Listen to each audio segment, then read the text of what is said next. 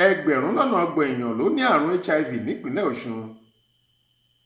Alákòóso àgbà fún orílẹ̀-èdè Amẹ́ríkà ní Nàìjíríà, Will Stevenson, ti sọ pé àkọsílẹ̀ àwọn èèyàn tó tó ẹgbẹ̀rún lọ́nà ọgbọ̀n 29,936 ni wọ́n ní àrùn HIV nípínlẹ̀ Ọ̀ṣun.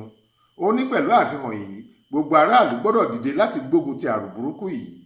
Stevenson ké sí ìjọba ìpínlẹ̀ Ọ̀ṣun, àwọn oníṣègùn òyìnbó àti àwọn ẹgbẹ́ tí kò rọ̀gbọ̀kú lé ìjọba láti bẹ̀rẹ̀ ìgbésẹ̀ tí yóò fòpin sí ìtànkálẹ̀ àrùn náà. Lásìkò tí alákòóso àgbà náà ń ṣe ìfilọ́lẹ̀ ètò kan lórí ìtọ́jú àrùn HIV, èyí tí wọ́n ló máa ń ṣokùnfà àrùn AIDS, èyí tí Excellence Community Education Welfare Scheme ECEWS ṣagbátẹrù rẹ̀, tó wáyé ní sẹkítẹ́ríà ìjọba nílùú Òṣogbo, ló ti sọ̀rọ̀ yìí. Ó ní ọ̀pọ̀lọpọ̀ àwọn aráàlú ni kò tíì mọ̀ bóyá àwọn ní àrùn náà tàbáwọn ò ní. Ìdí nìyẹn tí ìjọba fi gbọ́dọ̀ túbọ̀ tẹra mọ́ ètò àyẹ̀wò kí àwọn tí wọ́n bá ní àrùn náà lè bẹ̀rẹ̀ ìtọ́jú kíákíá.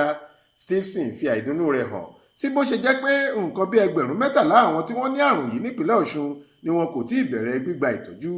Ó ní àwọn nílò ìfọwọ́sowọ́pọ̀ ìjọba, àwọn ọlọ́pàá, àwọn ajàfẹ́tọ̀ọ́ ọmọnìyàn àtàwọn tí wọ́n nífẹ̀ẹ́ láti bá wọn ṣiṣẹ́ papọ̀ láti lè fòpin sí àrùn HIV nípínlẹ̀ Ọ̀ṣun.